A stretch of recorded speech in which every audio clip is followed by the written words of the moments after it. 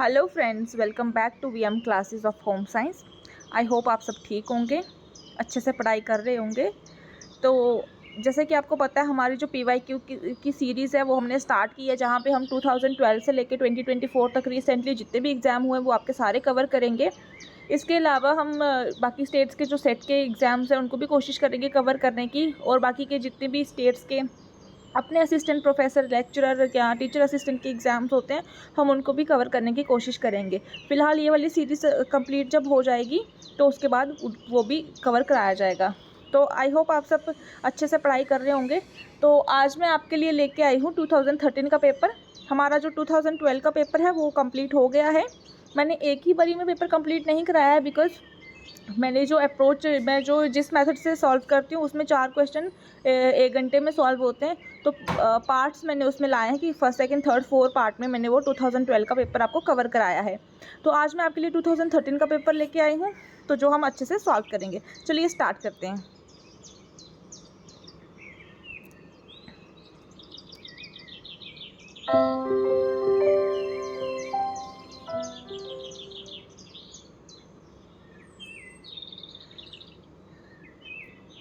तो पहला क्वेश्चन है आपका, Maillard reaction takes place in following cooking procedures. ये क्वेश्चन हमने 2012 में भी सॉल्व किया था।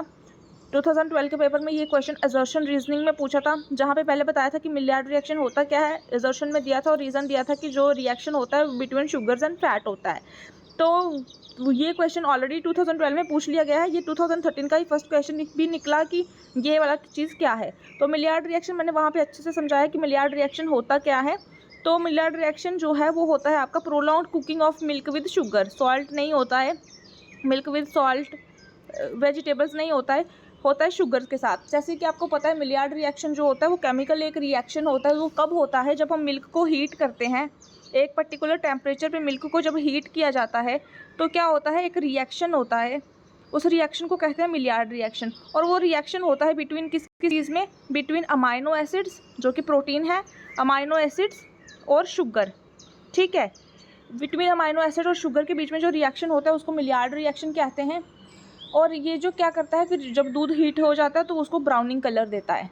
ठीक है, तो आपने याद रखना मिलियार्ड रिएक्शन जो होता है वो केमिकल रिएक्शन होता है जो हीट की प्रेजेंस में बिटवीन अमाइनो एसिड और रिड्यूसिंग शुगर के बीच में होता है। ठीक है, मिलियार्ड रिएक्शन को जो है उसको रिएक्शन होने के बाद जो दूध में एक ब्राउन कलर आता है उसको ब्राउनिंग कहते हैं। और ब्राउनिंग को मेलेनॉइड्स भी कहते हैं। अगर कभी आपको ब्राउनिंग ना दे करके ये टर्म दे दी गई हो मेलेनॉइड्स, ठीक है, तो ये भी जो है इस तरह की टर्म भी पूछ लेंगे तो आपको कंफ्यूज नहीं होना कि ये मेलेनॉइड्स क्या है, वो भी ब्राउनिंग ही रिएक्शन है। ठीक है, इसको हम ब्राउनिंग रिएक्शन को हम और क्या बोलते, इसको हम मिलियार्ड रिएक्शन को और क्या बोलते हैं, हम इसको नॉन एंजाइमेटिक ब्राउनिंग भी बोलते हैं। ठीक है, इसी को हम नॉन एंजाइमेटिक भी बोलते हैं, क्योंकि इसमें किसी तरह का कोई एंजाइम्स नहीं रहते रिएक्शन में, इस वजह से। इसका ऑपोजिट क्या रहता है, मिलियार्ड रिएक्शन है ना, तो इसका ऑपोजिट रहता है आपका एंजाइमेटिक ब्राउनिंग। वो भी मैंने आपको अच्छे से समझाया कि वो क्या होता है एंजाइमेटिक ब्राउनिंग। वो फ्रूट्स और वेजिटेबल्स में देखने को मिलता है, जहाँ ऑक्सीडेशन की हेल्प से ऑक्सीजन के जब एक्सपोज में आता है फ्रूट या वेजिटेबल तो वो ब्राउन कलर का हो जाता है। वो क्यों होता है, उसमें पॉलीफिनेल एंजाइम्स होते हैं, इस वजह से हो जाता है। ठीक है, ये क्वेश्चन बहुत अच्छे से समझाया भी है 2012 में भी, अभी ये क्वेश्चन भी रिपीट हो गया। ठीक है, नेक्स्ट क्वेश्चन है आपका, beta carotene in the body changes into retinol. इन जो बीटा कैरोटीन है हमारी बॉडी में वो रेटिनॉल में कब तब्दील होते हैं, कब चेंज होते हैं, कहाँ पे चेंज होते हैं रेटिनॉल, जो है लीवर में, पेनक्रियाज में, गॉल ब्लैडर में या इंटेस्टाइन में। तो बीटा कैरोटीन जो हमारी बॉडी में चेंज होते हैं रेटिनॉल में वो होते हैं लीवर में। बीटा कैरोटीन क्या होते हैं और रेटिनॉल क्या होता है, साइंटिफिक नेम है ये विटामिन ए का। और जो बीटा कैरोटीन होते हैं वो रेटिनॉल में तब्दील होते हैं, मतलब चेंज हो जाते हैं, वो कहाँ पे होते हैं, लीवर में। बीटा कैरोटीन क्या है, बीटा कैरोटीन आपका जो है एक पिगमेंट होता है कैरोटीन जिसको हम कहते हैं, जो आपके रेड या फिर ऑरेंज कलर के जो फूड होते हैं, जो प्लांट बेस्ड फूड होते हैं उनमें पाया जाता है बीटा कैरोटीन। तो वो क्या करता है, जैसे कलरफुल कैरेट्स हो गई, कैरेट्स में पाया जाता है रेड ऑरेंज कलर पिगमेंट जो है कैरोटीन जिसको बोलते हैं। ये भी क्वेश्चन पूछते हैं, पिगमेंट्स वाले क्वेश्चन भी पूछते हैं कि कौन सा पिगमेंट कौन से फ्रूट या वेजिटेबल्स में पाया जाता है, वो बाद में करेंगे। देखिए पहले जो बीटा कैरोटीन होता है ये एक पिगमेंट होता है जो हमारी बॉडी में जाके जो है हमारा जो है किसमें तब्दील होता है, विटामिन ए में कन्वर्ट होता है। अगर रेटिनॉल की जगह पे यहाँ पे विटामिन ए भी होता ना तो भी इसका आंसर यही होता कि किस में जाके कन्वर्ट होता है बीटा कैरोटीन या किस में चेंज होता है। रेटिनॉल साइंटिफिक नेम है विटामिन ए का, वो लीवर में है। ठीक है, तो बीटा कैरोटीन आपका क्या है, पिगमेंट है जो फ्रूट्स में पाया जाता है, रेड ऑरेंज कलर के, या किसी भी प्लांट बेस्ड फ्रूट्स में पाया जाता है। तो वो किस में कन्वर्ट होता है, आपके विटामिन ए कहाँ पे जाके होता है, लिवर में होता है। विटामिन ए के जो है वो फंक्शंस पूछे जाते हैं कि विटामिन ए के क्या फंक्शंस हैं, ठीक है। तो बीटा बी कैरोटीन जो है वो कैरोटिनॉइड है, और एक वो एंटीऑक्सीडेंट भी है।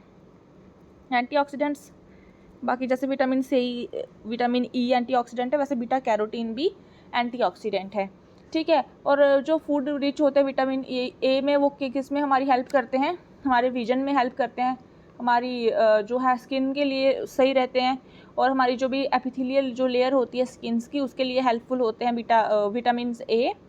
और बाकी क्या फंक्शन रहते हैं विटामिन ए के, वो भी एग्ज़ाम में पूछते हैं। विटामिन ए के जो है डेफिशिएंसी भी पूछते हैं। बीटा कैरोटीन को प्रो विटामिन भी कहते हैं, ठीक है। तो विटामिन जो बीटा कैरोटीन है वो स्ट्रांगली रिकमेंड किया जाता है पेशेंट्स को भी जो जिनमें विटामिन ए की डेफिशिएंसी होती है, ठीक है। तो बीटा कैरोटीन को ही कैरोटिनॉइड भी कहते हैं। अगर यहाँ पे पूछ लिया जाएगा कैरोटिनॉइड जो है वो कन्वर्ट होता है रेटिनॉल में या विटामिन ई में, कहाँ पे होता है, या इस तरह से सवाल पूछ लेंगे, या फिर किस चीज़ में कन्वर्ट होता है विटामिन ए या रेटिनॉल, ठीक है। यहीं से घुमा फिरा के आपको क्वेश्चन भी पूछ लेंगे, ठीक है। तो नेक्स्ट क्वेश्चन है आपका, टोटल पेरेंटल न्यूट्रिशन इन्वॉल्व। आपके दो तरह के न्यूट्रिशन होते हैं, पेरेंटल और एटर्नल। तो ये पूछते हैं कि उसमें क्या होता है, जो भी आपका पेरेंटल न्यूट्रिशन होता है उसमें क्या इन्वॉल्व होता है। आप जो है लार्ज सेंट्रल वेन का यूज़ करते हैं आप एक फूड को डिलीवर करने में बॉडी में, या फेरिफेरल वेन्स का, या फिर इंजेक्शन के थ्रू ओरल रूट, या फिर use of a tube to deliver full fluid और कमर्शियल फार्मूला। तो दो तरह के न्यूट्रिशन, जब पेशेंट बीमार होता है वो खुद से कंज्यूम नहीं कर पाता तो उसको किस तरह से फूड देते हैं। जो आपका पेरेंटल न्यूट्रिशन है ना, उसको हम इंट्रावेनस, जो इंट्रावेनस मतलब जो सीधा वेन्स में दिया जाता है उसको वो कहते हैं इंट्रावेनस, जो मतलब डायरेक्ट वेन्स में दिया जाता है, ठीक है। वो होता है आपका पेरेंटल न्यूट्रिशन। मतलब ये जो है आपके आउटसाइड जीआईटी जो इंटेस्टाइनल आपका ट्रैक्ट है उसके बाहर दिया जाता है, ठीक है। इसको टोटल पेरेंटल न्यूट्रिशन भी कहते हैं। इसको इसलिए टीपीएन कहते हैं बिकॉज यही एक ओनली सोर्स रहता है जब पेशेंट का पेट जो है अपना फूड जो है वो रिसीव नहीं कर रहा होता है, तो फिर हम जो है वेन्स में फूड देते हैं, ठीक है। तो ये क्यों देते हैं मैं आपको हिंदी में भी अच्छे से समझाती हूँ ताकि हिंदी वाले स्टूडेंट्स भी जो हैं इसको समझ पाएँ। देखो, पेरेंटल न्यूट्रिशन वो न्यूट्रिशन होता है जब हमारे शरीर को न्यूट्रिशन की ज़रूरत होती है, और हम मतलब ये पेशेंट्स को दिया जाता है जो ओरली कंज्यूम नहीं कर सकते, या जो वीक होते हैं, जिनको मतलब कि सीधा पेट में जो है न्यूट्रिशन नहीं दिया जाता। तो पेरेंटल न्यूट्रिशन जो है हम शरीर को पोषण जो है सीधा नसों के माध्यम से देते हैं। नसों मतलब आपके वेन्स के थ्रू देते हैं, ठीक है। आपने वेन्स याद रखना है पेरेंटल में, इंट्रावेनस के थ्रू में। तो जो हम लार्ज सेंट्रल वेन्स जो है उनका यूज़ करते हैं कि जो भी हमारे लाइफ सस्टेनिंग नरिशमेंट है, जो भी न्यूट्रिशंस है वो पेशेंट को प्रोवाइड किए जाएं ताकि वो माल नरिश्ड ना रहे और अपने जो भी है डिजीज़ हैं उनसे हील कर सके। तो ठीक है, ये कहाँ दिया जाता है, वेन मतलब सीधा नसों में दिया जाता है आपका, बिना पेट, मतलब इसमें जो है जीआईटी के माध्यम से नहीं दिया जाता है, ठीक है। गैस्ट्रोइंटेस्टाइनल ट्रैक्ट के आउटसाइड दिया जाता है, ठीक है। उसे पेरेंटल न्यूट्रिशन कहते हैं। जो टीपीएन है ना आपका, टोटल पेरेंटल न्यूट्रिशन, जब पूरा पोर्शन सिर्फ नसों के माध्यम से दिया जाता है ना, और ये पेशेंट का एकमात्र पोर्शन का सोर्स होता है, तब इसे टीपीएन कहते हैं। मतलब कि टीपीएन होता है जब पूरा पोर्शन जो है सिर्फ आपको वेन्स के थ्रू ही दिया जाता है, ठीक है। वेन्स में इंजेक्ट करके आपको सेंट्रल वेन में जो है वो आपको जो है लिक्विड वाला फूड जो है दिया जाता है, ठीक है। इसका ऑपोजिट होता है आपका एटर्नल इसको बोलते हैं, ठीक है। ये इसका ऑपोजिट होता है। इसमें क्या किया जाता है, इसमें पेट के माध्यम से पोषण दिया जाता है, मतलब इसमें जीआईटी में दिया जाता है। पेरेंटल न्यूट्रिशन से जो है वो आउटसाइड जीआईटी है, जबकि आपका एटर्नल जो है वो आपका जीआईटी में ही दिया जाता है, ठीक है। ये अगर किसी को इन्फेक्शन हो गई हो या वगैरह वगैरह तो इसको दिया जाता है, ठीक है। आई होप आपको ये भी अच्छे से समझ में आया होगा, ठीक है। एक बार फिर से समझा देती हूँ, आप कंफ्यूज ना हो। तो जो देखो, जो ये है ना टर्म पेरेंटल, इसका मतलब ही होता है आउटसाइड द डाइजेस्टिव ट्रैक्ट, मतलब आउटसाइड जीआईटी, आपने जीआईटी में फूड नहीं देना है, गैस्ट्रोइंटेस्टाइनल ट्रैक में फूड नहीं देना है, आपने इसके आउटसाइड देना है। और जबकि इसका ऑपोजिट है ना, पार को काट लो, एटर्नल वाला, तो इसमें क्या है, इसमें जो न्यूट्रिशन है आपका वो आपके ट्यूब्स के थ्रू जो है वो आपके जीआईटी में दिया जाता है, ठीक है, वो आपके जीआईटी में दिया जाता है। और पेरेंटल वाला आपका आउटसाइड जीआईटी है, ठीक है। इसमें जो है, जो आपका एटर्नल वाला ना, वो आपको ओरली भी दिया जा सकता है, थ्रू माउथ भी दिया जाता है, आपके स्मॉल इंटेस्टाइन में भी दिया जा सकता है, या आपके लार्ज इंटेस्टाइन में भी दिया जा सकता है। लेकिन जो आपका ये वाला है ना पेरेंटल, ये आपको सेंट्रल या फिर पेरिफेरल जो वेन्स होती हैं, यहाँ पे आपको सिर्फ पेरिफेरल दिया ना, बट यहाँ पे सेंट्रल का भी यूज़ होता है, तो ठीक है, लार्ज सेंट्रल वेन का। तो सेंट्रल या फिर पेरिफेरल दोनों वेन्स का इस्तेमाल यहाँ पे किया जाता है, दोनों टाइप की वेन्स का क्या करने के लिए, न्यूट्रिशन को देने के लिए एक पेशेंट को, ठीक है। आई होप आपको ये अच्छे से समझ में आया होगा। और ये आपके थेरेपेटिक न्यूट्रिशन से पूछा था, तो ठीक है, आपने ये वेन्स के अंदर जाता है वो याद रखना है। चलिए नेक्स्ट क्वेश्चन आपका, which of the following is not a theory of clothing. Not a theory of clothing, ये बहुत बार पूछा है, कभी पूछ लेते हैं कौन सी थेरी ऑफ क्लॉथिंग है, कभी पूछ लेते हैं कौन सी थेरी ऑफ क्लॉथिंग नहीं है। तो इसमें से जो है कौन सी थेरी ऑफ क्लॉथिंग नहीं है, मॉडेस्टी आपकी थेरी ऑफ क्लॉथिंग है, प्रोटेक्शन आपकी थेरी है, और एडॉर्नमेंट भी आपकी है, जबकि आपकी इंडिविजुअलिटी नहीं है, ठीक है। एक एक करके समझते हैं, मॉडेस्टी क्या है, प्रोटेक्शन क्या है, और एडॉर्नमेंट क्या है। देखिए 4 तरह की थेरीज होती हैं, यहाँ पे जो है आपको इंडिविजुअलिटी नहीं है, मॉडेस्टी है, प्रोटेक्शन है, एनवायरनमेंट है, और फिर मॉडेस्टी का ऑपोजिट है इमॉडेस्टी। ये आपकी 4 तरह की थेरीज होती हैं क्लॉथिंग में। सबसे पहले बात करते हैं प्रोटेक्शन की। प्रोटेक्शन थेरी आई थी क्लॉथिंग की, जो कहती है कि ह्यूमन बींग्स जो है वो कपड़े पहनते हैं खुद को प्रोटेक्ट करने के लिए, ठीक है। जब जो है बिगनिंग थी, तो जो इंडिविजुअल है वो खुद, जैसे आदिवासी लोग थे तो वो खुद की प्रोटेक्शन के लिए कपड़े पहनते थे, उनको किस ठंड से बचा जा सके, बारिश से बचा जा सके, कोई कुछ कीड़ा ना काट ले, कोई इंसेक्ट ना काट ले, तो प्रोटेक्शन के लिए जो है ये प्रोटेक्शन वाली थेरी वो थी। फिर आपकी सेकंड आती है मॉडेस्टी थेरी। मॉडेस्टी थेरी क्या कहती है कि मॉडेस्टी जो है वो एक ड्रेसिंग बिहेवियर होता है, जहाँ पे मेल या फीमेल इस तरह के कपड़े पहनते हैं कि वो जो है खुद को पूरा कवर कर ले। मॉडेस्टी मतलब कि पूरी बॉडी पार्ट्स जो है आपने कवर कर लेना, और बॉडी पार्ट्स नहीं शो करना। अगर आप बॉडी पार्ट शो करते हैं तो वो आपका इमॉडेस्टी में आ जाएगा, लेकिन मॉडेस्टी में यही है कि आपका बिहेवियर वहीं से शो होता है कि आप मॉडेस्ट कपड़े पहनते हैं, आप खुद की बॉडी को पूरा कंसील करते हैं। जहाँ पे ये टर्म आ जाएगा ना, concealing of one self and the body, मतलब वो मॉडेस्टी है। मॉडेस्टी जो है आपकी concern with the concealing of one self and the body. इसमें जो है कि इसमें मॉडेस्टी में ये है कि अगर आपके बॉडी पार्ट्स रिवील हो रहे हैं तो आपका जो है बिहेवियर अच्छा नहीं माना जाएगा, आप इमॉडेस्ट लगेंगे। तो मतलब नेगेटिव बॉडी जो है एक मिनट, मॉडेस्टी थ्योरी जो है ना वो आपकी ये कहते हैं कि जो मॉरलिटी है ना, एक इंडिविजुअल की जो मॉरल बिहेवियर है वो आपका डिपेंड करता है मॉडेस्टी में। तो आपका जो मॉडेस्टी है वो आपका शो करती है मॉरलिटी भी, ठीक है, इतना याद रखना है। प्रोटेक्शन में कपड़ों को प्रोटेक्ट करते हैं, मॉडेस्टी में जो है ये हम कंसील करते हैं अपनी बॉडी पार्ट को। और इसका ऑपोजिट आ जाता है इमॉडेस्टी। इमॉडेस्टी कहते हैं, इमॉडेस्टी वाली थ्योरी कहती है कि जहाँ पे इंडिविजुअल कपड़े पहनते हैं अपने अपोजिट सेक्स को अट्रैक्ट करने के लिए, ठीक है। बॉडी पार्ट्स वहाँ पे रिवील किए जाते हैं, ठीक है, यहाँ पे बॉडी पार्ट्स रिवील किए जाते हैं। वीमेंस या फिर जो भी उस टाइम पे, जिस टाइम पे थेरीज थी, जो भी उस टाइम पे चल रहा होगा ट्रेंड, जैसे वीमेंस जो है अपनी बॉडी पार्ट्स रिवील करती हैं, चेस्ट के यहाँ से टाइट कपड़े पहनती हैं, वेस्ट से टाइट कपड़े पहनती हैं, हिप से टाइट कपड़े पहनती है, ताकि वो अपनी बॉडी पार्ट रिवील कर सकें और अपने जो है अपोजिट सेक्स मेंबर को खुद के टूवर्ड्स अट्रैक्ट कर सकें, ठीक है।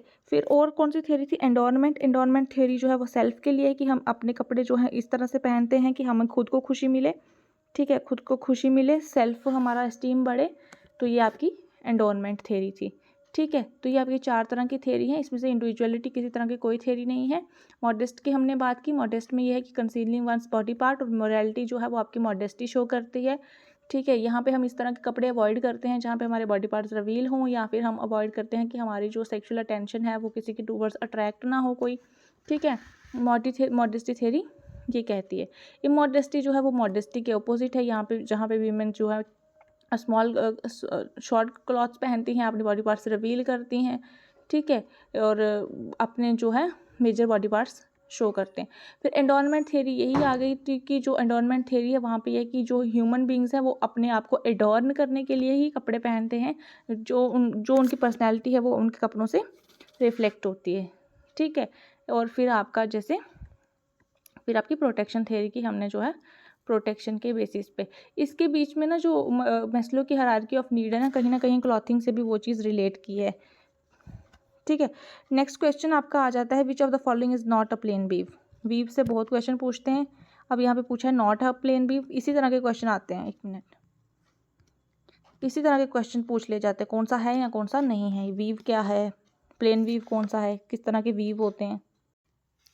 सबसे पहले तो समझिए वीव क्या होता है। 2012 का जो पेपर पिछले हमने सॉल्व किया उसमें भी मैंने आपको अच्छे से समझाया, ये क्वेश्चन भी एक तरह से रिपीट ही है, वीविंग पे पूछा है। तो वीव जो होता है आपका एक फैब्रिक क्रिएट करने का एक जो है मेथड है, जिसमें हम क्या करते हैं, फैब्रिक को वीव करते हैं। वीव कैसे करते हैं, दो हमारे पास थ्रेड रहते हैं, वार्प थ्रेड रहता है और वेफ्ट थ्रेड रहता है। वार्प जो है वो आपका वर्टिकल होता है नीचे की तरफ, और जो वेफ्ट है आपका लॉन्गिट्यूडनल, वार्प वेफ्ट, ठीक है। इस तरह से आपने बार बार प्रैक्टिस करनी है, आपको वार्प वेफ्ट याद रहेगा। अब जो वार्प और वेफ्ट थ्रेड है इनको हम इंटरलेस करते हैं, क्या करते हैं, इनको हम इंटरलेस करते हैं। जहाँ पे इंटरलेसिंग आपको दिखेगा वो आपका वीविंग है, और अगर इंटरलूपिंग दिखेगा तो आपका निटिंग है। तो वीविंग में हम क्या करते हैं, इंटरलेसिंग करते हैं, दो थ्रेड्स को वार्प और वेफ्ट को थ्रेड करके हम जो है वो कपड़ा बुनाते हैं, ठीक है। अब जो किस किस तरह से जो इसका पैटर्न रहता है, वार्प और वेफ्ट को किस किस तरह से वीव किया जाता है, वो आपके फिर फर्दर वीविंग पैटर्न्स हो जाते हैं। अब यहाँ पे पूछा है प्लेन वीव। वीव जो है वो आपके बहुत तरह टाइप के हैं, यहाँ पे सिंपली आपको प्लेन वीव पूछा है। प्लेन वीव के बाद आपको कभी कभी बास्केट वीव में पूछ लेते हैं, या ट्विल वीव पूछ लेते हैं। ट्विल वीव क्या है, साटिन वीव क्या है, ठीक है। फिर आपको बहुत सारी जैक्वार्ड वीव पूछते हैं, और बहुत सारे टाइप के वीव्स हैं, वो मैं आपको इसके बाद जो लेक्चर लाऊंगी ना उसमें मैं यही चीज़ कराऊंगी आपको, ठीक है। तो आपने मेरे चैनल पे बने रहना है, आपने सब्सक्राइब करना है चैनल को, बेल आइकन को भी प्रेस करना है, ताकि मैं जो भी लेक्चर लाऊं आप उस चीज़ को टाइम पे देख लें, और आपका एग्ज़ाम भी आने वाला है, ठीक है। तो चलो, प्लेन वीव जो है ना, इसमें क्या चीज़ है, प्लेन वीव जो आपका सबसे जो है सिंपल वीव है, सबसे सिंपल वीव जो है वो आपका प्लेन वीव ही है। अब पहले समझ लेते हैं, इन्होंने बोला नॉट अ प्लेन वीव। मैंने आपको बार बार एक ही चीज़ पे मैं ज़्यादा फोकस करती हूँ कि आपने एग्ज़ाम में जो क्वेश्चन है ना उसको 2 बार पढ़ना है। बेशक आपको पहली बार में वो क्वेश्चन समझ में आ भी गया है, लेकिन फिर भी आपने उसको बार बार पढ़ना है, और एक एक वर्ड को ध्यान से देखना है और कॉन्शियसली पढ़ना है कि क्या चीज़ इसमें पूछी है। अब आप बोलोगे which of the following plain weave, plain weave देख, प्लेन वीव यहाँ पे देख लोगे, और कैलिसो या कोई इन तीनों में से कोई एक भी याद होगा ना, वो मार्क करके आ जाओगे और बड़ा खुश हो जाओगे कि हाँ मेरा क्वेश्चन सही हो गया। और फिर जब बाद में पता लगेगा कि इसमें नॉट पूछा है, तो फिर आप जो है थोड़े डिसअपॉइंट हो जाते हो। तो not a plain weave, drill जो है वो ट्विल वीव है, प्लेन वीव नहीं है, ठीक है। पार्सेल आपका कैलिसो, चिन्स, और आपके बहुत सारे टाइप के क्रेप, क्रेप जो है वो आपका प्लेन वीव है। फिर आपका टफेटा एक आता है, टफेटा, ये जो है आपका प्लेन वीव है। फिर ऑर्गेन्जा, ऑर्गेंडी इसको बोलते हैं, ठीक है, ये आपका प्लेन वीव है। फिर एक मसलिन का कपड़ा आता है, मसलिन, उसको भी प्लेन वीव के थ्रू वीव किया जाता है उस फैब्रिक को, ठीक है। तो बड़े सारे टाइप के आपके वीव हैं, 3 तो आपको यहाँ से पता चल गए। ड्रिल जो है वो ट्विल के अंदर आता है, ट्विल वीव क्या होता है इसकी भी बात करेंगे। तो प्लेन वीव का जो आपका पैटर्न रहता है ना, वो बड़ा सिंपल सा पैटर्न रहता है।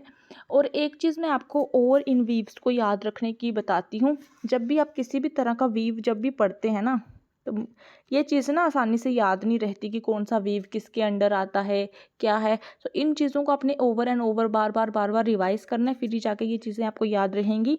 और आपने कौन सा चीज़ इसमें देखनी है, जैसे भी जब भी प्लेन वीव या किसी भी वीव की बात आएगी तो आपने जो है इसकी पिक्चर देखनी है, ठीक है। क्या देखने, गूगल करके पिक्चर देखनी है। जब आप पिक्चर देखोगे और ये चीज़ पढ़ोगे ना, आपको ये ज़्यादा याद रहेगा। अगर आपको पेपर में टाइप का नाम याद नहीं रहता है, आपको पिक्चर दिमाग में आ जाएगी एकदम से, तो आप जो है सॉल्व कर लोगे।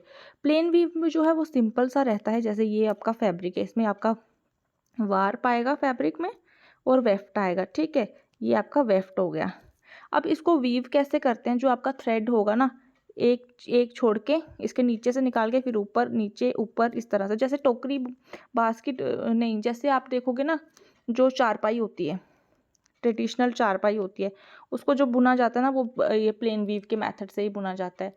तो इसमें आपका ये ओवर एंड अंडर रहता है, मतलब जो वार्प एंड वेफ्ट थ्रेड्स होते हैं आपके, ये राइट एंगल पे क्रॉस करते हैं, जैसे ये है ना, ये आपका वेफ्ट है, ये आपका वार्प है। फिर इसके ऊपर से लेके जाएंगे, एक नीचे से, एक ऊपर से, नीचे से, ऊपर से, नीचे से, ऊपर से, इस तरह से। ठीक है, आप पिक्चर देख लेना, आपको इजीली समझ आ जाएगा कि प्लेन वीव की। जब आप पिक्चर देखोगे गूगल पे, इजीली आपको ये चीज़ याद रहेगी। इसमें क्रिस क्रॉस पैटर्न बनता है, क्रिस क्रॉस पैटर्न बनता है और राइट एंगल।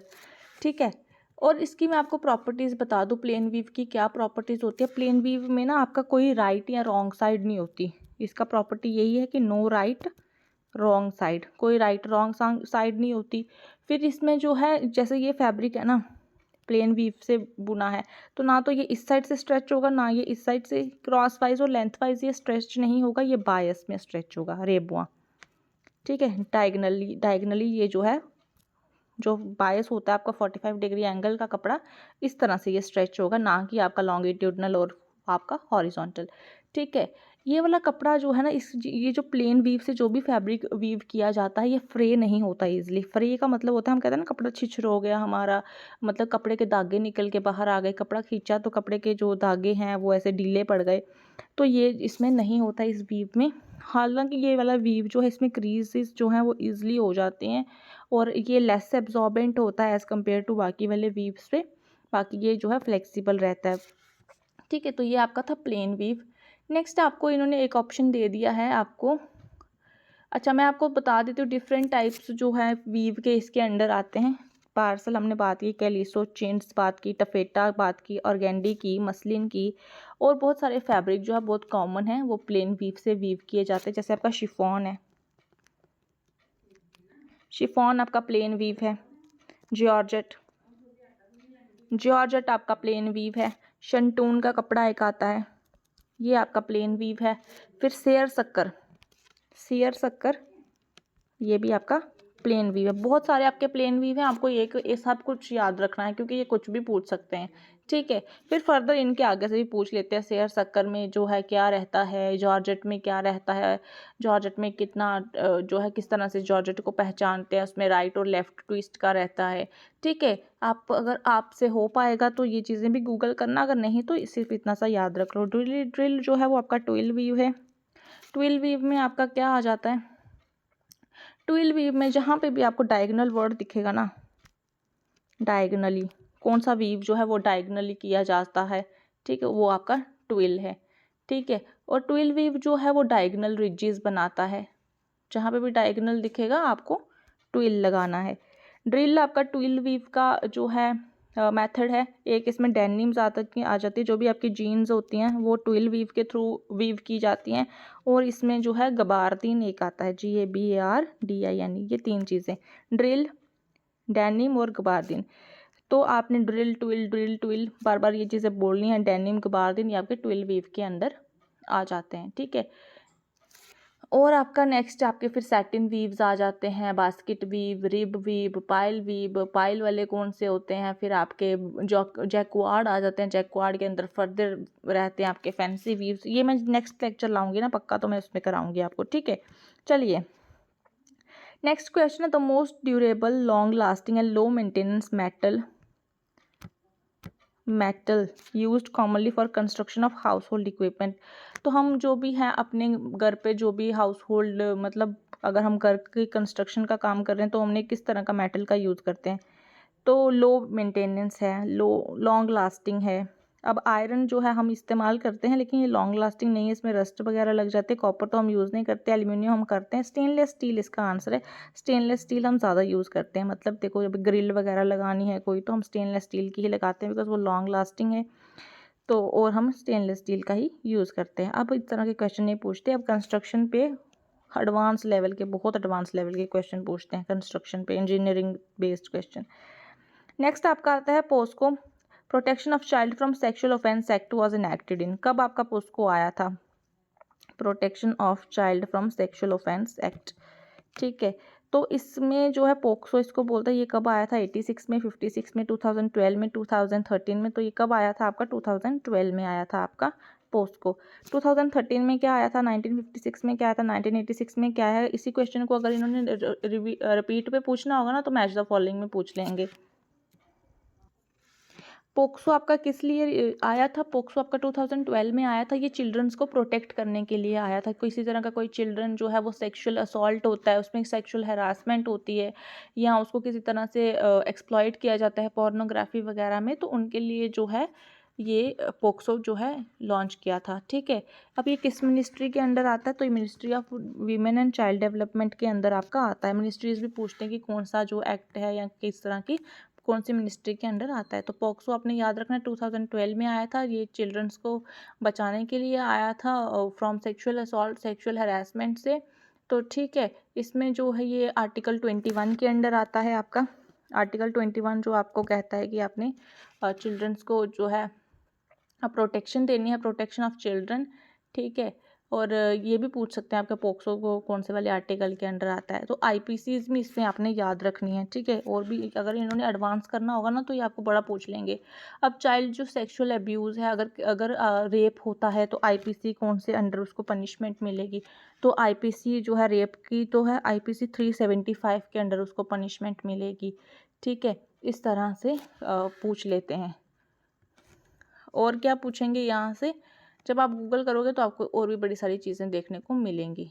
ठीक है, तो पोक्सो के अंडर जो है कुछ राइट्स दिए गए हैं, 12 जो है की प्रिंसिपल्स दिए हैं कि बच्चों को किस चीज़ का राइट है। जैसे right to life and survival है, बेस्ट इंटरेस्ट ऑफ चाइल्ड है कि चाइल्ड को जो है हमेशा प्रायोरिटी उसके इंटरेस्ट को देनी है।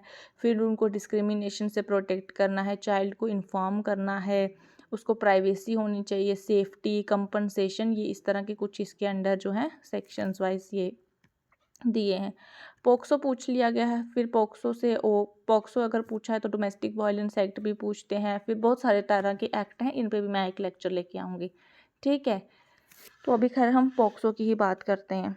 आपका चाइल्ड लेबर 1986 में था, 2013 में आपका वीमेन के रिलेटेड था। वीमेन को जो है वो आपकी था कुछ, अब मुझे याद नहीं आ रहा। तो नेक्स्ट जो है आपका नेक्स्ट क्वेश्चन है आपका मैरिनॉइड्स आर आल्सो कॉल्ड। मैरिनॉइड्स क्या होते हैं, उनको और क्या कहते हैं? कि आपका जो है कम्युनिकेशन से है। और मैरिनॉइड्स को क्या कहते हैं? स्ट्रिंग पपेट्स, रॉड पपेट्स या शेडो पपेट्स। मैंने पीछे का आंसर बताया, हाँ 2012 इसका आंसर है। तो मैरिनॉइड्स क्या होते हैं आपके? ये क्वेश्चन आपके कम्युनिकेशन से पूछा गया है। मैं पहले तो marionettes are also called string puppet, rod puppet, shadow puppet, finger puppet. ये पपेट्स की टाइप है, तो इसमें से पूछा है मैरिनॉइड्स क्या है। मैरिनॉइड्स जो है वो आपके स्ट्रिंग पपेट्स हैं। ठीक है, स्ट्रिंग पपेट्स जो होते हैं आपके उनको हम क्या बोलते हैं? मैरिनॉइड्स। ठीक है, तो इसमें क्या करते हैं? स्ट्रिंग्स होती हैं, जैसे एक पपेट्स आपके होते हैं कठपुतली। कठपुतली एक तरह की आपकी डॉल होती है जिसको ह्यूमन बींग्स कंट्रोल करते हैं। ठीक है, ये डॉल्स जो होती है ना, ये यूज़ की जाती हैं स्टोरी टेलिंग के लिए। जिसको नहीं पता है कठपुतली क्या होती है, पपेट्स क्या होता है, पिक्चर देख लो इजीली याद आ जाएगा। तो स्ट्रिंग पपेट्स जो होती है स्पेशल डॉल्स होती हैं जिनको हम मैरिनॉइड्स कहते हैं। स्ट्रिंग्स होती हैं, जैसे एक पपेट है तो उसके छोटे छोटे स्ट्रिंग्स जो है लगाई होती हैं, वो फिंगर्स या आर्म्स और लेग्स से अटैच होती हैं। फिर जिसके माध्यम से जो है कोई स्टोरी टेलिंग की मतलब स्टोरी सुनाई जाती है लोगों को और उनको नचाते हैं जैसे। तो फिर ये एक ट्रेडिशनल एंटरटेनमेंट का तरीका था। ये एक आर्ट फॉर्म है इंडिया की जो जहाँ पे पपेट्स का इस्तेमाल करते हैं, कठपुतली का इस्तेमाल करते हैं। पपेट्स जो होते हैं आपके, कठपुतलियाँ जो होती हैं वो कपड़े से भी बनी होती हैं, लकड़ी से भी बनी होती हैं। तो पपेट्री जो है वो आपके वेरियस जितने भी मोस्ट ऑफ द स्टेट्स जो हैं उनमें परफॉर्म की जाती है आपकी। अब आपका ओरिजिन कहाँ से हुआ था पपेट्री का, ये भी जब ये पूछ लिया गया है। देखो जो आपके एग्जामिनर्स होते ना वो कुछ नहीं करते, उनके पास भी वही सोर्स ऑफ नॉलेज है जो हमारे स्टूडेंट के पास है। इवन स्टूडेंट्स के पास ज़्यादा रहता है बिकॉज उनको एग्ज़ाम क्वालिफाई करना है। तो जो आपका एग्जामिनर है ना, वो जो आपके क्वेश्चन पूछता है ना, सबसे पहले वो एनालाइज करता है PYQ। और जब वो PYQs को एक्सप्लोर करता है तो वो यहीं से कोई ना कोई क्वेश्चन उठा के डाल देता है। अगर उसकी नज़र पड़ गई, एग्जामिनर की नज़र इस क्वेश्चन पे पड़ गई, तो वो क्या क्वेश्चन पूछेगा? वो देखेगा मैरिनॉइड्स क्या होता है, लग गया पता स्ट्रिंग पपेट्स। या तो एक फॉर्म कोई पूछ लेगा पपेट की, बता देगा कौन सी स्टेट का है। या फिर उसके दिमाग में आ जाएगा सवाल कि भाई ये कॉन्सेप्ट शुरू कहाँ से हुआ था, ओरिजिन कहाँ से हुआ था पपेट्री का। तो अगर हम देखें तो ये जो है ट्रेडिशनल वे है एंटरटेनमेंट का, और ये जो है जो भी हमारी सिविलाइजेशन थी, हड़प्पा सिविलाइजेशन, मोहनजोदारो सिविलाइजेशन, तो जब उनको एक्सकवेट किया, मतलब जब उनको चीज़ों को खुदाई करके देखा गया, तो इस तरह की जो छोटी छोटी चीज़ें वहाँ से प्राप्त हुई थी, तो फिर लोगों को पता लगा था कि हाँ ये चीज़ें यूज़ की जाती हैं। अभी टिल डेट तक ये चीज़ें यूज़ की जाती हैं। पपेट्री जो है वो आर्ट फॉर्म है। इंडियन कल्चर में इसका बहुत ज़्यादा सिग्निफिकेंस है। अगर ट्रेडिशनल और अगर रिलीजियस फॉर्म से पूछ लेंगे तो इन्होंने ये एक क्वेश्चन पूछा, ये किसी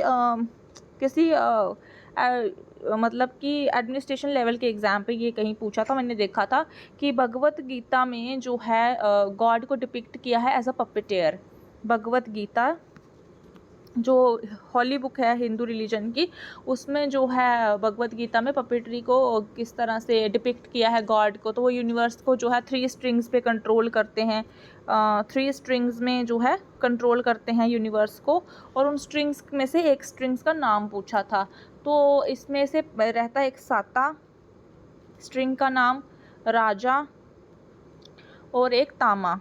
ये कुछ इस तरह से स्ट्रिंग्स के नाम थे कि किस तरह से जो है 3 स्ट्रिंग्स से जो गॉड है भगवत गीता के अकॉर्डिंग जो है वो यूनिवर्स को कंट्रोल करता है। ठीक है, अब एक और टर्म यहाँ पे आ जाते हैं, सूत्राधार। सूत्राधार हालांकि इतने डीप नहीं पूछेंगे, लेकिन क्या पता एग्जामिनर पूछ भी सकता है। तो सूत्राधार जो है वो किसको बोलते हैं? जो स्टोरी टेलर होता है थिएटर में, इंडियन थिएटर्स में जो स्टोरी टेलर होता है, जो स्टोरी बता रहा होता है पपेट्स को नचाते नचाते, तो उसको बोलते हैं सूत्राधार, या जहाँ हम उसको बोलते हैं स्ट्रिंग बेयरर, जहाँ उसको बोलते हैं सूत्राधार या फिर स्ट्रिंग बेयरर। ठीक है, इस तरह से। और यहाँ से क्या पूछते हैं, अब जैसे स्ट्रिंग पपेट्स इन्होंने पूछा, मैरिनॉइड्स को बोलते हैं। रॉड पपेट्स भी रॉड का इस्तेमाल, शेडो पपेट्स में कपड़ा लगा लेते हैं और लाइट इसमें डालते हैं, और पीछे बैकग्राउंड में जो है वो इस तरह से शेडो परफॉर्म किया जाता है, और जो शेडोज़ हैं वो इस कपड़े में दिखती हैं।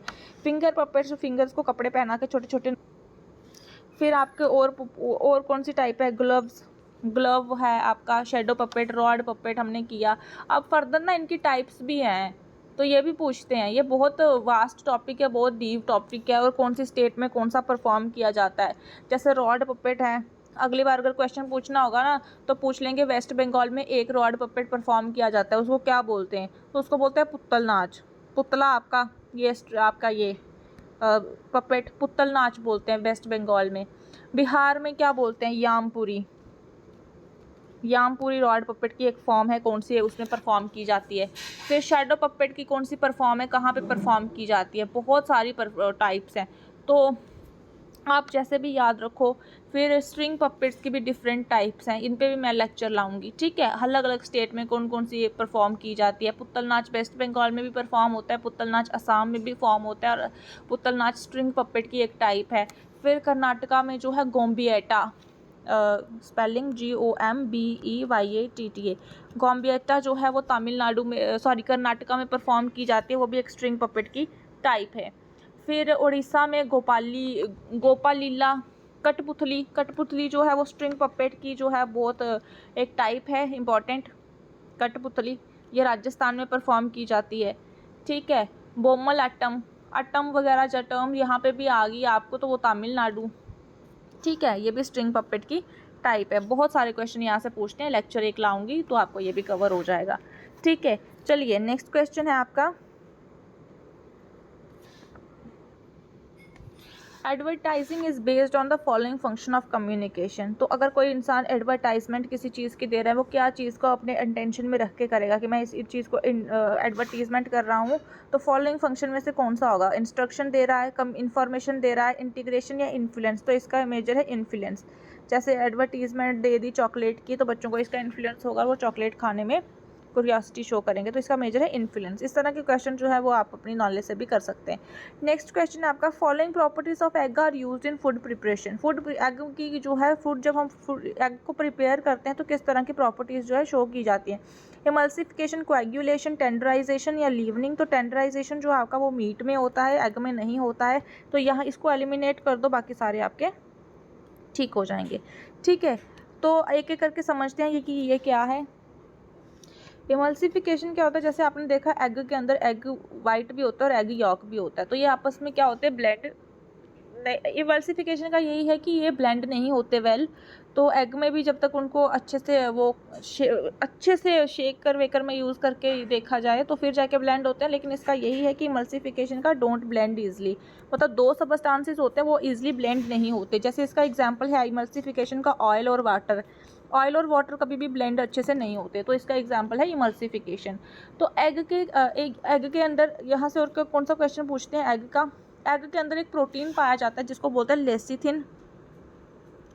लेसिथिन जो है एक प्रोटीन है जो एक बेस्ट एग्जांपल है आपके इमल्सिफिकेशन की, जो इमल्सिफिकेशन की जगह बड़े अच्छे से काम करता है, ठीक है। एग कंटेन अ प्रोटीन जिसको बोलते हैं लेसिथिन, और ये स्पेशली यॉक में पाया जाता है जो एज ए इमल्सिफायर काम करता है। तो ये पता है यहाँ से भी एक क्वेश्चन, एक पर्टिकुलर ऑब्जेक्टिव से एक क्वेश्चन पूछ लिया गया है, एक पर्टिकुलर किसी एयर के क्वेश्चन में कि जो लेसिथिन है वो क्या है। लेसिथिन जो है वो आपका इमल्सिफायर है और वो एग पे एक तरह से प्रोटीन में पाया जाता है, ठीक है। अब जैसे मायोनीज़ है, लेमन जूस है, ये सारी चीज़ें जो है फिर इस्तेमाल की जाती हैं उनको इमल्सिफाई के लिए। फिर नेक्स्ट है आपका कोएगुलेशन। कोएगुलेशन क्या होता है? कोएगुलेशन आपका मीट में भी पाया जाता है, आपके जो भी आपकी प्रोटीन होता है ना, जो भी आपका प्रोटीन, आप जैसे एग है, आपके एग में प्रोटीन पाया जाता है, जब इसको हीट करते हैं तो ये क्या हो जाता है? सॉलिड हो जाता है।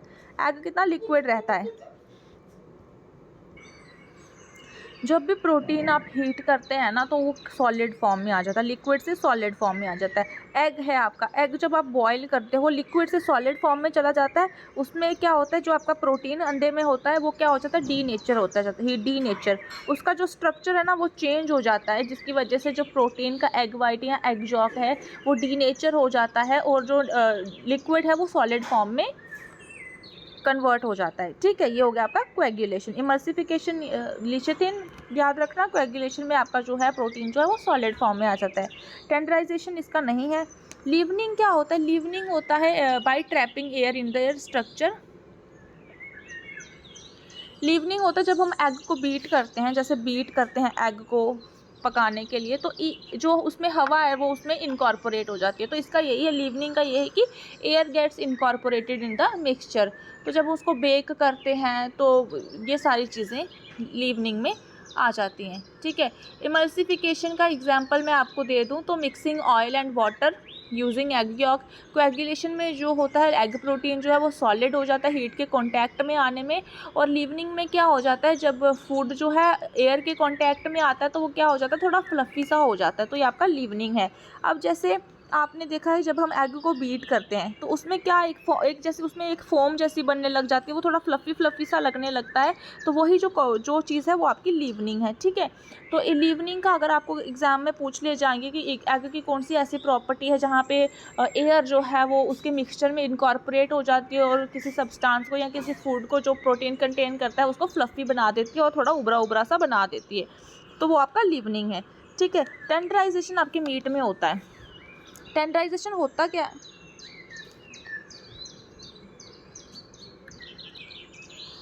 एक्चुअली मैंने वीडियो पॉज कर लिया था, मैंने ये सारी चीज़ें समझाई हैं, पता नहीं ये रिकॉर्ड हुई हैं कि नहीं हुई, मैं फिर से एक बार समझा लेती हूँ आपको।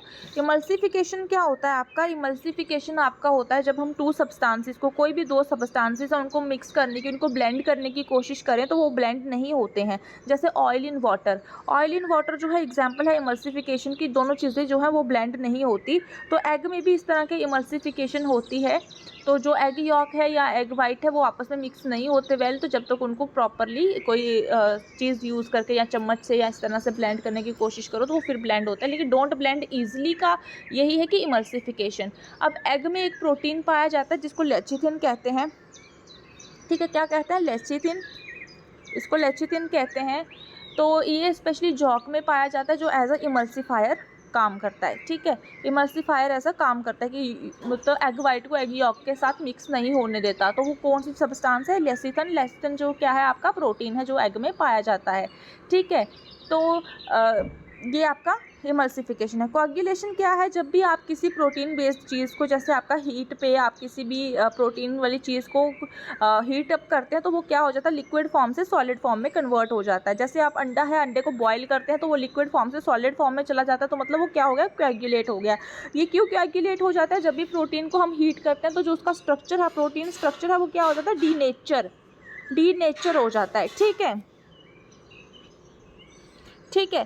फिर आपका नेक्स्ट कॉन्सेप्ट आता है टेंडराइजेशन, ये मीट में होता है। लीवनिंग क्या होता है? लीवनिंग आपका होता है जब किसी भी चीज़ में जो है एयर ट्रैप हो जाती है। जैसे हम एग को फेंटते हैं, जब हम उसको बीट करते हैं, तो उसमें एक फोम जैसा स्ट्रक्चर आ जाता है और वो फ्लफ़ी सा लगने लगता है, और वो क्या हो जाता है, फ्लफ़ी सा लगने लगता है और थोड़ा उभरा सा लगने लगता है। उसी कॉन्सेप्ट को हम लीवनिंग कहते हैं, जब एयर जो है किसी उसमें स्ट्रक्चर में ट्रैप हो जाती है।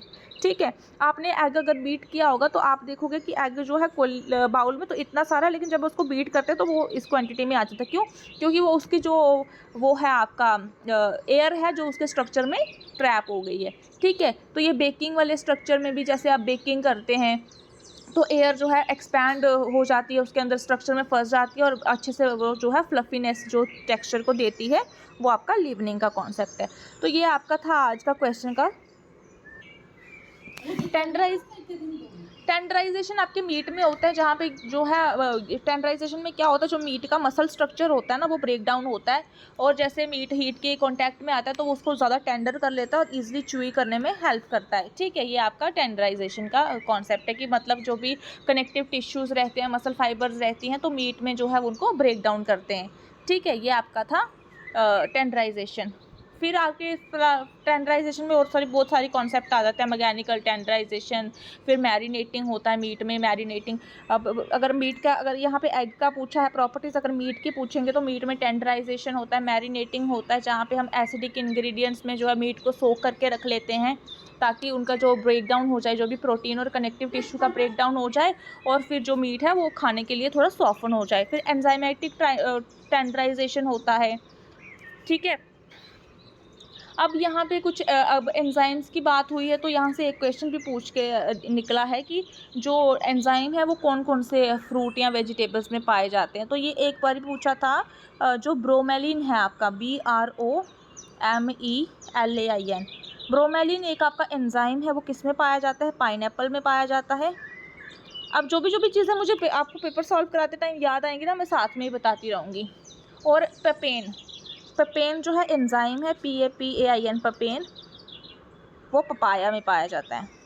ठीक है। ये एंजाइम है, पिगमेंट्स नहीं है। इनको पिगमेंट की कैटेगरी में डाल के पूछ लेते हैं कौन सा एंजाइम है या कौन सा पिगमेंट नहीं है। तो ये जो है, ये दो मैंने इसलिए आपको बताया कि जो पाइनएप्पल का ब्रोमेलिन है और पपाया का पेपेन है, ये हमेशा एज अ टेंडराइज़र यूज़ किए जाते हैं। ठीक है। टेंडराइज़र मतलब इनको जो एंजाइम है, ये नेचुरल एंजाइम्स होते हैं जो ब्रेक डाउन करते हैं मीट के प्रोटीन को। ठीक है। तो अभी तो इतना ही रखते हैं। नेक्स्ट क्वेश्चन है आपका, which of the following yarn are novelty yarn? कौन सा यार्न है जो नोबेल्टी यार्न है? रिपीट क्वेश्चन है, 2012 में पूछा था। वहाँ पे मैंने बहुत अच्छे से आपको अच्छे से समझाया था। तो इसका आंसर भी आप वहीं से देखेंगे और इस क्वेश्चन को भी वहीं से समझेंगे। ठीक है। Gardner's multiple intelligence include, Gardner का मल्टीपल इंटेलिजेंस में कौन कौन सी चीज़ें आती हैं? मल्टीपल जो इंटेलिजेंस है उसमें कौन कौन सी चीज़ें आती हैं? Linguistic, musical, dramatic, interpersonal. तो कौन सी चीज़ें आती है, कौन सी चीज़ें नहीं आती हैं? सबसे पहले तो लिंग्विस्टिक इसमें आता है, म्यूजिकल इसमें आता है, इंटरपर्सनल इसमें आता है, तो इसमें ड्रामेटिक जो है वो नहीं आता। तो जहाँ पे सी है वो एलिमिनेट कर दो, तो इसका आंसर वुड बी बी। ठीक है। गार्डनर की जो मल्टीपल इंटेलिजेंस थ्योरी है, वहाँ पे उन्होंने 8 टाइप ऑफ इंटेलिजेंस आपको दी है। ठीक है। तो इंटेलिजेंस से आपको एक तो गार्डनर की थ्योरी पूछते हैं और बहुत सारी थ्योरीज पूछते हैं। तो इंटेलिजेंस का मतलब ये है कि आपका जो इंटेलेक्चुअल पोटेंशियल क्या है, आपका IQ कितना है। तो जल्दी से ओवरव्यू ले लेते हैं कौन कौन सी थ्योरी इसके अंदर इंटेलिजेंस है गार्डनर के अकॉर्डिंग और कौन सी चीज़ उसके अकॉर्डिंग नहीं है। आपको मैं बता दूं, मैंने जो है थ्योरीज़ की भी सीरीज़ स्टार्ट की है, जिसमें अभी तक मैंने फ्रॉइड की थ्योरी कवर कराई है। फ्रॉइड की थ्योरी खुद में ही बहुत बड़ी है, उसमें मैंने साइको एनालिटिक, साइको सेक्शुअल और जो भी छोटे छोटे कॉन्सेप्ट एक एक स्टेज में आते हैं, हर एक चीज़ मैंने बहुत अच्छे से वहाँ पर कराई है। तो आप वो देख लेना। और फिर उसके डिफेंस मैकेनिज्म भी मैंने कराए हैं। तो मैं आहिस्ता आहिस्ता आपको सारी थ्योरीज कवर कराऊंगी, और थ्योरी वाले पार्ट में मैं आपको गार्डनर की इंटेलिजेंस थ्योरी भी अच्छे से कवर कराऊंगी। अभी हम खाली ओवरव्यू ले लेते हैं। ड्रामेटिक जो है वो इंटेलिजेंस का पार्ट नहीं है। फिर लिंग्विस्टिक है, ठीक है, वर्बल लिंग्विस्टिक, फिर म्यूजिकल है, इंटरपर्सनल है। तो इंटरपर्सनल भी है तो इंट्रापर्सनल भी है। ठीक है। इंटर और इंट्रा दोनों है, इंट्रा विद इन और इंटर हो गया जब दो आपस में बात करते हैं। तो इंट्रा और इंटरपर्सनल है। बॉडी काइनेस्थेटिक भी है, ठीक है, ये बताती हूँ क्या होता है। फिर लॉजिकल मतलब मैथमेटिकल आपकी है, विजुअल स्पेशियल है, नेचुरलिस्टिक है। तो टोटल जो है वो आपकी 8 है। विजुअल स्पेशियल में क्या होता है, इंसान अपने विजन का अपने उसकी इस्तेमाल करता है चीज़ों को रिमेंबर रखने के लिए, इंटेलिजेंस के लिए, जैसे रीड और राइट करता है, एन्जॉयमेंट के लिए, पजल सॉल्व कर लेता है विजुअल स्पेशल। उसमें फिर आपका लिंग्विस्टिक वर्बल्स आ जाता है, जहाँ पे चीज़ें बोल के याद रखी जाती हैं। रीडिंग राइटिंग इसके मतलब इंटर रिलेटेड रहते हैं। फिर मैथमेटिकल आपका आता है। बॉडली काइनेस्थेटिक में आपका जो भी है बॉडी मूवमेंट्स, काइनेस्थेटिक का मतलब होता है bodily movements, performing action, physical control, आपके कंट्रोल, ठीक है, कि सारी चीज़ें आती हैं। आप खुद भी एक बार देख लीजिएगा, 8 टाइप की होती हैं ये, ठीक है। इंटेलिजेंस से और क्या क्वेश्चन पूछते हैं। इंटेलिजेंस की थेरीज बहुत सारी हैं, जो मैं थेरीज कराऊंगी ना, मैं आपको ये कवर कराऊंगी, ठीक है। और एक इंटेलिजेंस की थेरी है जो स्पेयरमैन ने दी है। आपने स्पेयरमैन और गार्डनर की थेरी के साथ कंफ्यूज नहीं होना है, बहुत सारे बच्चे हो जाते हैं। तो स्पेयरमैन की थेरी को जो है 2 फैक्टर थेरी भी कहते हैं, ठीक है। 2 फैक्टर थेरी स्पेयरमैन की थेरी को कहते हैं, जहाँ पे उन्होंने जनरल इंटेलिजेंस की बात की है और स्पेसिफिक एबिलिटीज़ की बात की है, ठीक है। तो मतलब उन्होंने इंटेलिजेंस के 2 ही फैक्टर दिए हैं, जनरल इंटेलिजेंस और उन्होंने स्पेसिफिक इंटेलिजेंस की बात की है, ठीक है। जब कवर करेंगे तो अच्छे से करेंगे। फिर बैचलर का इंटेलिजेंस रहता है, वीनेट का इंटेलिजेंस रहता है, ठीक है। नेक्स्ट क्वेश्चन है आपका, Freud Oedipus complex conflict for boys and Electra complex for girls take place during adolescent. आप बताओ अब मुझे, ये फ्रॉइड की थ्योरी मैंने बहुत अच्छे से कंप्लीट करी है। ये क्वेश्चन आप खुद सॉल्व करेंगे देखने के बाद, उस थ्योरी को पूरा देखने के बाद। अब जब आप देखोगे ना, तो फ्रॉइड की थ्योरी से कोई भी क्वेश्चन अगर पूछ लेंगे एग्जाम में, वो लेक्चर देखने के बाद आप उस जो है जो भी क्वेश्चन अगर आएंगे तो आप अच्छे से कवर कर पाओगे। तो बॉयज़ का इलेक्ट्रा कॉम्प्लेक्स और इलेक्ट्रा और ऑडिपस कॉम्प्लेक्स क्या है, अच्छे से वहाँ पे समझाया है। ऑडिपस कॉन्फ्लिक्ट में जो है कैस्ट्रेशन एंजाइटी होती है, वो क्या होती है वहाँ पे बताया है। फिर कौन सी स्टेज का कौन सी लिबिडिनल एनर्जी है, कौन सी स्टेज की फिक्सेशन क्या है, कौन सी स्टेज के क्या फिक्सेशन के फर्दर कैरेक्टरिस्टिक्स रह जाते हैं, हर एक चीज़ बताई है। ईड ईगो, सुपर ईगो, कॉन्शियस, सब कॉन्शियस, प्री कॉन्शियस, ये सारी चीज़ें अच्छे से वहाँ पे बताई हैं। फिर उन्होंने रीज़न दिया है, it impulses transfer to the genitals and the child find pleasure in genital stimulus during this stage मतलब एडल्सन स्टेज में। तो ये दोनों ही इनकरेक्ट हैं। ये दोनों इनकरेक्ट क्यों हैं, ये आपको उस थ्योरी के लेक्चर देखने के बाद पता चलेगा। ऑल तो मैं ये आपको करा सकती हूँ, लेकिन जब मैं आपको बोलती हूँ कि ये चीज़ देखो, तो ये आपके फ़ायदे के लिए है। तो आप जब वो लेक्चर देखेंगे, वहाँ पे आपको ये 2 ही चीज़ें पता नहीं लगेंगी, आपको बहुत सारी चीज़ें पता लगेंगी। तो आपने लेज़ी नहीं होना है। आपको जब जो चीज़ बोली जाती है कि ये चीज़ गूगल करो, ये चीज़ की पिक्चर देखो, ये चीज़ यहाँ पे इस लेक्चर में प्रोवाइड की है, वहाँ पे देखो, तो आपने देखना है। बिकॉज आपने किसी तरह की कोई लापरवाही नहीं करनी है, लेज़ी नहीं होना है। अगर आप हो जाएंगे और फिर एग्ज़ाम में जाके अगर यहाँ से कोई क्वेश्चन पूछ लिया जाएगा, तो आप नहीं लेक्चर देखेंगे, फिर आप बोलेंगे काश मैंने लेक्चर देख लिया होता तो मेरा ये क्वेश्चन सॉल्व हो जाता। तो ये काश वाला ना फैक्टर आपने रखना ही नहीं है, ठीक है। 2x की स्पीड में देखो, 1 फास्ट करके देखो, जैसे भी देखो, ठीक है। तो आज तो हमने इतने ही क्वेश्चन सॉल्व करे हैं, 47 मिनट हो गए हैं। मैं आपको सारा का सारा क्वेश्चन पेपर ना एक लेक्चर में भी समझा सकती हूँ, लेकिन ये जो अप्रोच रहती है ना PYQ सॉल्व करने की, ये आपने खुद भी अपनी लाइफ में इस्तेमाल करनी है, ना कि पेपर 2 में, पेपर 1 में भी। और किसी भी तरह का अगर आप प्रीवियस ईयर क्वेश्चन सॉल्व करते हो, तो आपने इसी मैथड से सॉल्व करना है। फिर आपको कोई भी नहीं रोक सकता आपको JRF लाने से, अगर आप ये वाले मैथड से PYQ सॉल्व करते हो। तो ठीक है friends, thank you so much. मेरे चैनल को प्लीज़ लाइक करें, शेयर भी करें, सब्सक्राइब भी करें। तो अभी तो मेरे सब्सक्राइबर बहुत कम हैं, बट आई होप जल्दी हो जाएंगे। अगर कंटेंट पसंद आ रहा है तो कमेंट में ज़रूर बताएं। तो ठीक है friends, thank you so much, bye bye.